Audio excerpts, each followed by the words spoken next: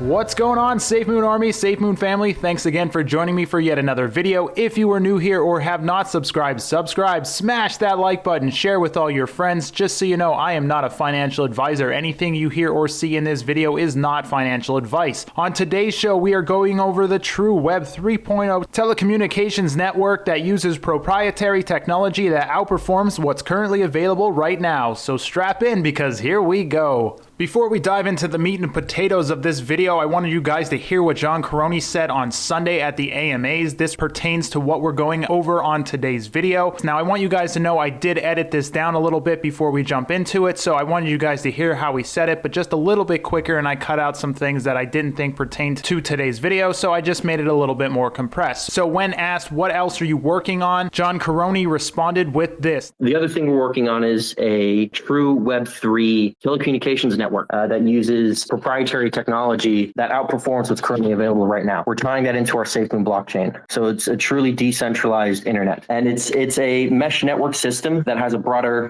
distance than other mesh network systems. So the purpose is to bring the future to now. With all these innovative technologies that we're working on, it's to bring the future to now. It's to change lives, and it's to push the boundaries of where technology is at. And applying blockchain is just one step of it. Applying the other items into a blockchain is where you get true innovation and an amazing macro IoT infrastructure. Well, that's a lot to digest. So basically, he said they are working on a true Web 3.0 telecommunications network that uses proprietary technology that outperforms what's currently available. Now, I think that's something we covered in this blockchain in space diagram that I posted a while ago. If you look here, you can see this is the Safemoon blockchain. You can see this is Safemoon's telecom and commerce system. And we theorized that there would be a global internet system that this device right here would connect to that would allow you onto this mesh network that would give you internet accessible to everyone everywhere. That is something we talked about in past videos, and that's something that we're going to be talking about today. So another thing he mentioned was Web 3.0 and telecommunications. Well, what is Web 3.0? If you go over here to this article written by Coin Central, it says, have you been wondering what Web 3.0 is? If you've been hanging out with your techie friends at a conference lately, you've probably heard of the term Web 3.0, and if you haven't yet, you probably will soon. But if it is one of those questions you're a little ashamed to ask, don't be. Many people don't know what Web 3.0 is, so it's understandable if you are confused. On top of that, a really sustenance description and tight enough narrative have yet to emerge, making its definition open to interpretation, and experts are also still arguing over what pertains to Web 3.0 and what will come way in the future. So what we learned is it's really hard to define what Web 3.0 is, but if we fly on over to CoinMarketCap, they actually wrote an article on what Web 3.0 is to them. And if you read down here, it says, imagine a new type of internet that not only accurately interprets what you input, but actually understands everything you convey, whether through text, voice, or other media, one where all content you consume is more tailored to you than ever before. We are at a tipping point of a new phase in the web's evolution, and some early pioneers call it Web 3.0. But to fully understand what Web 3.0 is, you need to know what Web 1.0 and what Web 2.0 are. So if you scroll down here, you could read their definitions of what Web 1.0 is and what Web 2.0 is. And Web 1.0 is also called the static web. And it was the first and most reliable internet in the 1990s, despite only offering access to limited information with little to no user interaction. Back in the day, creating user pages or even commenting on articles wasn't even a thing. Web 1.0 didn't have algorithms to sift through internet pages, which made it extremely hard for users to find relevant information. Simply put, it was like a one-way highway with a narrow footpath where content creation was done by a select few and information came mostly from directories. Now, Web 2.0 is currently where we are right now. The social web, or Web 2.0, made the internet a lot more interactive thanks to advancements in web technologies like JavaScript, HTML5, CSS3, etc., which enabled startups to build interactive web platforms such as YouTube, Facebook, Wikipedia, and many more. This paved the path for both social networks and user-generated content production to flourish, since data can now be distributed and shared between various platforms and applications. So that's currently where we're at right now. The evolution is Web 3.0. So if we read down here, to really understand the next stage of the internet, we need to take a look at the 4 key features of Web 3.0: ubiquity, systematic web, artificial intelligence, and 3D graphics. But just for this video, I'm going to cover ubiquity because I think that's the most important. If you read down here, ubiquity means being or having the capacity to be everywhere, especially at the same time. In other words, omnipresent. Web 3.0 simply takes this a step further by making the internet accessible to everyone anywhere at any time. Just remember those words, making the internet accessible to everyone anywhere at any time. At some point, internet connected devices will no longer be concentrated on computers and smartphones like Web 2.0, since the Internet of Things technology will bring forth a plethora of new types of smart devices. Well, that is super interesting. Now let's fly on over to this. This is actually an article written by Nokia. They also had their own definition of Web 3.0. Web 3.0 is a third generation of internet services for websites and applications, connecting distributed content and data to an AI-driven search and analysis. Rooted in AI and machine learning, this next generation internet is now bridging a wide swath of disruptive technologies. Listen to what I just said. Disruptive technologies, Web 3.0. That's something we really have to focus on in this particular article, because that's what John Karony said they were going to do, that they were creating disruptive technologies that were going to take on at least 4 to 5 different industries. Now let's fly on over to this. This is Understanding Crypto's Reinvention of Capitalism. Now, why am I talking about this right now? Well, it'll make sense in a couple of seconds, I swear.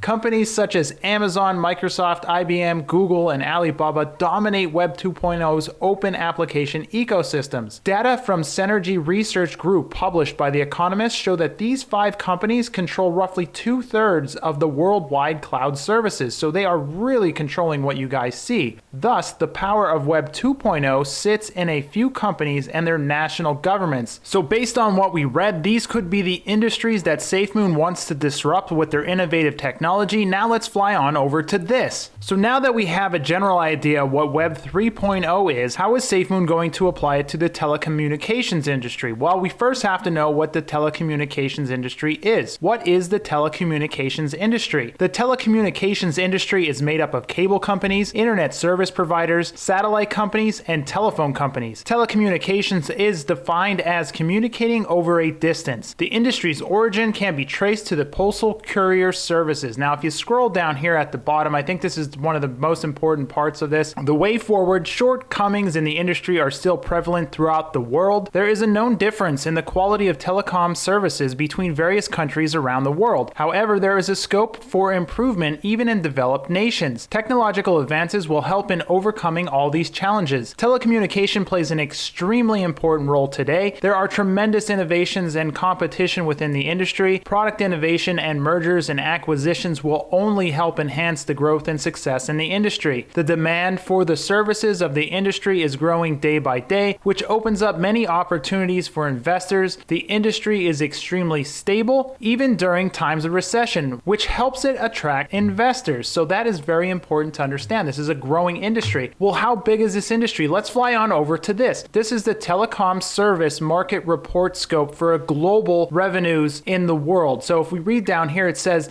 the market size value in 2021 for the global telecom service market revenue was $1.7 trillion. Now, I know it says 1,707 billion, but that's roughly 1.7 trillion. And they're estimating in this report that the revenue forecast is going to reach $2.4 trillion by 2028. If Safemoon is breaking into a $1.7 trillion industry now, which could potentially be valued at $2.4 trillion in the future, that is insane, guys. Can you imagine? Well, what else did they talk about? They talked about the mesh network that has a broader distance than any other mesh network. And that was another thing John Karony brought up during the AMAs. So let's fly on over to my chart again. That's exactly what this is right here. This is a mesh network system. Obviously, it's global, that has a broader reach than any other mesh network system. And that's what he had brought up. And also in this diagram, notice there are devices that will have to access this, so you have access to your cryptocurrency all over the world. And he also said that they wanted to decentralize the internet to make sure that everyone was able to connect to it without having one centralized server. So this would definitely open it up to that. So this is something we talked about in the past, and it seems like this is something that they may actually be working on. Here's something I wanted to show you. This is QSAT quantum generation. Quantum generation, or QSAT,